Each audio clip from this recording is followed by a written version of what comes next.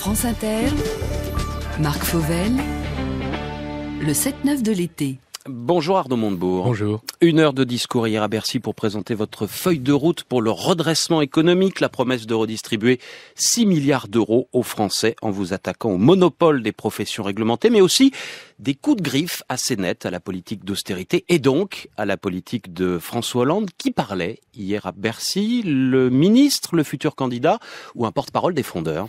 Je ne peut pas accorder moins de crédit à ce que vous venez de dire. Nous sommes dans un gouvernement, nous menons une politique cohérente.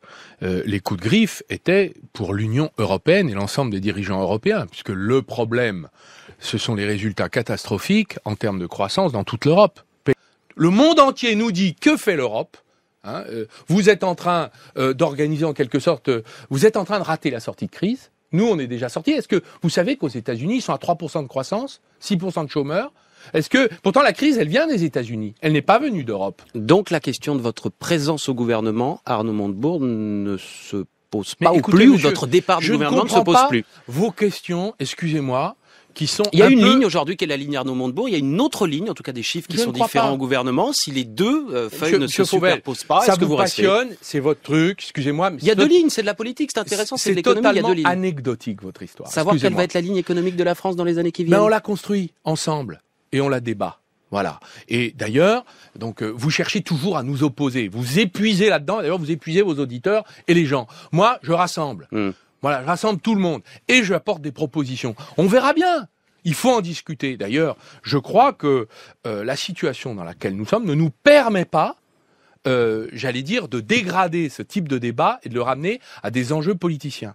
Il est plutôt un débat grave et solennel que j'essaie de mener. D'ailleurs, si je propose que, avec d'ailleurs l'appui du gouvernement tout entier, du Premier ministre qui m'a demandé de le faire, comme il m'a demandé d'ouvrir le débat, si je propose que nous nous attaquions aux professions réglementées, pourquoi? C'est pour les Français qui, aujourd'hui, payent trop cher un certain nombre de services, donc se font prélever trop de pouvoir d'achat et qui en ont besoin. Et vous dites que ça va faire économiser 6 milliards d'euros aux Français. D'où vient le chiffre, simplement? C'est une évaluation des services du Trésor, de l'inspection des finances, qui a fait... Le fameux rapport qui n'est jamais sorti, vous allez le publier ou pas? Oui, nous allons le publier pour que l'ensemble des choses soient sur la table.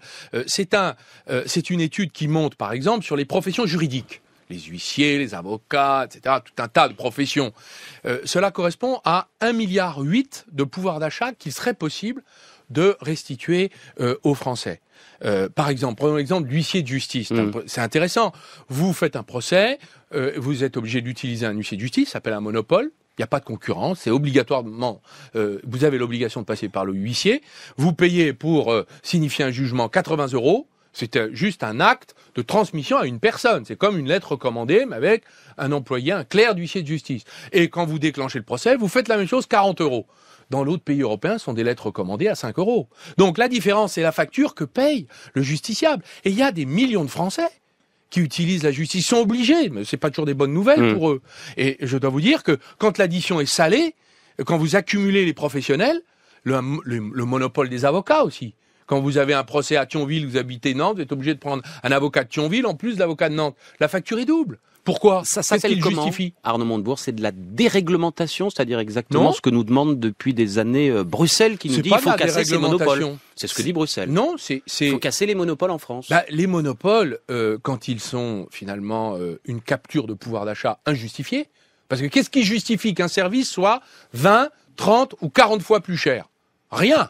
Donc il faut travailler sur le prix normal du service. Et je crois que les professionnels sont capables d'entendre ça. D'ailleurs, ils nous le disent. Ils disent, on va discuter. Donc, on va discuter avec les professionnels. Il ne s'agit pas... D'abord, il ne s'agit de désigner personne. À la vindicte de je ne sais quelle revanche. Vous n'avez pas parlé des taxis, à ma connaissance, hier, par exemple. Il y a une proposition de loi qui est en cours de discussion. Mais qui dit un peu le contraire de ce que vous dites. C'est-à-dire qu'elle conforte, par exemple, le fait que les taxis sont les seuls à pouvoir prendre des clients dans la rue, à la volée, j'allais dire. Mais ça démontre une chose, c'est que nous sommes pragmatiques. C'est-à-dire que nous allons discuter avec les professionnels et nous allons travailler à des solutions qui améliorent le pouvoir d'achat des Français et qui permettent aux Français d'obtenir, pour des services qui sont finalement assez banals, un prix raisonnable. Donc c'est du pouvoir d'achat pour eux.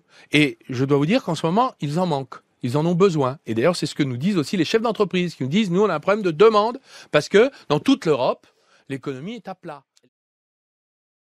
Bonjour, monsieur le ministre Montebourg. Angelo du Vaucluse.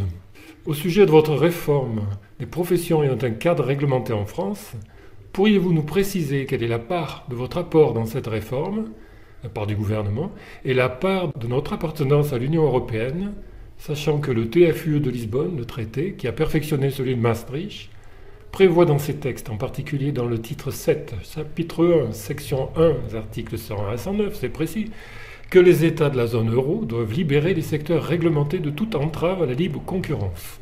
En particulier, tout ce qui protège ces professions régies par une charte, comme celle des huissiers et des notaires dont vous parlez, comme celle des taxis qui ont fait la une des infos il y a peu de temps. Seriez-vous prêt à nous avouer que la politique que vous semblez mener de votre propre initiative, n'est en fait que l'application des textes des traités européens? Je vous remercie.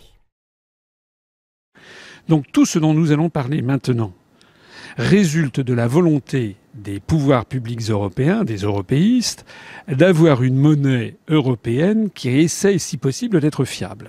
C'est donc au nom de la fiabilité, de la viabilité de cette monnaie, que sont fixées des orientations à tous les pays d'Europe et en particulier à la France. Alors pourquoi c'est important? Mais parce que, comme on va le voir, ces réformes qui sont exigées de la France sont de nature extrêmement politique. Elles touchent à la fois au politique, à l'économique, au social, mais aussi à la répartition des pouvoirs en France et même aux lois de décentralisation, comme on va le voir. Donc c'est en fait toute la stratégie de la République française qui est en jeu. Alors c'est très important que les Français soient au courant de ça, parce que lorsqu'ils votent pour M. X ou M. Y, M. Hollande après M. Sarkozy, en définitive, ils votent. C'est un peu comme si on leur demandait de voter entre Claire Chazal et puis un autre présentateur de télé qui lirait le même téléprompteur. En fait, tout ce petit monde fait la même politique. Alors les ajustements structurels, ça fait partie de ce genre de mots codés.